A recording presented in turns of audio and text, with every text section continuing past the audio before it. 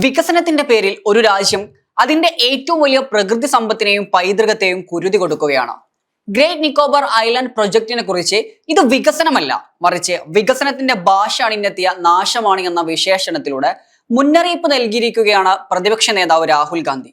160 ചതുരശ്ര കിലോമീറ്റർ മഴക്കാടുകൾ, ദശലക്ഷക്കണക്കിന് മരങ്ങൾ, നൂറ്റാണ്ടുകളായി അവിടെ ജീവിച്ചു പോന്നിരുന്ന ആദിവാസി സമൂഹങ്ങൾ, ഇവയെല്ലാം ഒരു വലിയ ചോദ്യചിഹ്നത്തിന് മുന്നിലാണ് ഇപ്പോൾ. എന്താണ് ഗ്രേറ്റ് നിക്കോബാർ പദ്ധതി? എന്തിനാണ് പ്രതിപക്ഷം ഇത്ര വലിയ പ്രതിഷേധം സംഘടിപ്പിക്കുന്നത്? നോക്കാം. ആൻഡമാൻ നിക്കോബാർ ഗ്രൂപ്പിലെ ഏറ്റവും തെക്കേ അറ്റത്തുള്ള ദ്വീപാണ് ഗ്രേറ്റ് നിക്കോബാർ. കേന്ദ്ര സർക്കാർ നടപ്പിലാക്കാൻ പോകുന്ന 72,000 കോടി രൂപയുടെ holistic development of great Nicobar island പദ്ധതി, ആ പദ്ധതിയുടെ പേരിലാണ് ഇന്ന് വിവാദങ്ങൾ ശക്തമാകുന്നത്. പ്രധാനമായും 4 ഘട്ടങ്ങളിലൂടെയുള്ള വികസനമാണ് അവിടെ ഉദ്ദേശിക്കുന്നത്. ഒന്ന്, അന്താരാഷ്ട്ര വിമാനത്താവളം. മറ്റൊന്ന്, അന്താരാഷ്ട്ര ട്രാൻസ്ഷിപ്പ് പോർട്ട്. മറ്റൊന്ന്, ഗിൽഫിൽഡ് ടൗൺഷിപ്പ്. ഏറ്റവും അവസാനം, വൈദ്യുതി നിലയവും. തന്ത്രപ്രധാനമായ ഈ മേഖലയിൽ ചൈനയുടെ കടന്നുകയറ്റം തടയാനും ഇന്ത്യയുടെ സാമ്പത്തിക വളർച്ചയ്ക്കും ഈ പദ്ധതി അനിവാര്യമാണെന്നാണ് കേന്ദ്ര സർക്കാരിന്റെ വാദം. എന്നാൽ ഇതിന് പിന്നിൽ വലിയ രീതിയിലുള്ള വില നൽകേണ്ടി വരും എന്നാണ് പ്രതിപക്ഷ നേതാവ് രാഹുൽ ഗാന്ധി ചൂണ്ടിക്കാണിക്കുന്നത്. ഇത് കേവലം ഒരു കുറച്ചു മരങ്ങൾ മുറിക്കുന്ന പ്രശ്നമല്ല. ഭൂമിയിലെ തന്നെ ഏറ്റവും അപൂർവമായ ജൈവ വൈവിധ്യമുള്ള മേഖലയാണിത്. ഏകദേശം 8.5 ലക്ഷം മുതൽ 10 ലക്ഷം വരെയുള്ള മരങ്ങൾ ഈ പദ്ധതിക്കായി മുറിച്ചു മാറ്റപ്പെടേണ്ടി വരും.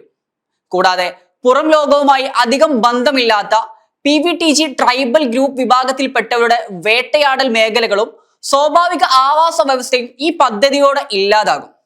മറ്റൊന്ന്, ലോകത്ത് മറ്റൊരിടത്തും കാണാത്ത 100-ലധികം സസ്യജന്തുജാലങ്ങൾ ഇവിടെയുണ്ട്. കൂറ്റൻ കടലാമകളുടെ പ്രജനന കേന്ദ്രമായ ഗലാത്തിയ ബേ ഈ പദ്ധതിയുടെ ഭാഗമായി നശിപ്പിക്കപ്പെടും. ഇങ്ങനെ അനേകം നാശനഷ്ടങ്ങൾ മാത്രമാണ് ഈ പദ്ധതി നടപ്പായാൽ ആ ഗ്രേറ്റ് നിക്കോബാർ ദ്വീപിൽ ബാക്കിയാകുന്നത്. ഈ വിഷയത്തെ തലമുറകളിലെ ഏറ്റവും വലിയ അഴിമതിയും കുറ്റകൃത്യവും എന്നാണ് രാഹുൽ ഗാന്ധി വിശേഷിപ്പിച്ചത്. വികസനത്തിന്റെ മറവിൽ വൻകിട കോർപ്പറേറ്റുകൾക്ക് ദ്വീപിന്റെ നിയന്ത്രണം കൈമാറാനുള്ള നീക്കമാണിതെന്നും അദ്ദേഹം ആരോപിക്കുന്നു. ആ കാരണം കൊണ്ട് അദ്ദേഹം ഇത്ര കടുത്ത വാക്കുകൾ ഉപയോഗിച്ച് ഇതിനെ വിമർശിക്കുന്നത്. വികസനം വേണ്ട എന്നല്ല ഇതിനർത്ഥം.